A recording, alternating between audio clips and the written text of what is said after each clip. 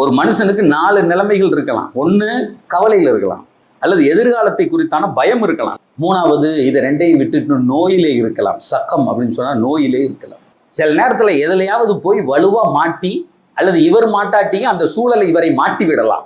சித்தத்தும் இப்படி ஏற்பட்டால் நாயகம் ஸல்லல்லாஹு அலைஹி வஸல்லம் சொல்றாங்க, ஃபல் யகுல், அவர் சொல்லட்டும், அல்லாஹ் அல்லாஹ் ரப்பி லா ஷரீகலா, அல்லாஹ் அல்லாஹ் என் இறைவன் இறைவன் மட்டும்தான், லா ஷரீகலா அவனுக்கு இணை இல்லை என்று சொல்லட்டும். அப்படி சொன்னால் பெருமானார் சொல்கிறார், என்ன தெரியுமா நடக்கும்? அவனை சுத்தி உடனே அந்த கவலையும் அந்த நோயும் அந்த அழுத்தமும் அங்கிருந்து எடுக்கப்படும். அதற்கு நேர்மாறான மகிழ்ச்சி தரப்படும். சார் எழுதி வைத்துக் கொள்ளுங்கள், கேன்சர்னு சொன்னாலும் போகும்.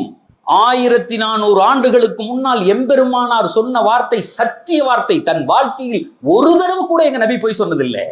அந்த நோய் மட்டும் உன்னை விட்டு போகாது, அது சார்ந்து எதெல்லாம் உன்னிடத்தில் இருந்ததோ அத்தனை சேர்த்து எடுத்துட்டு போயிடும்.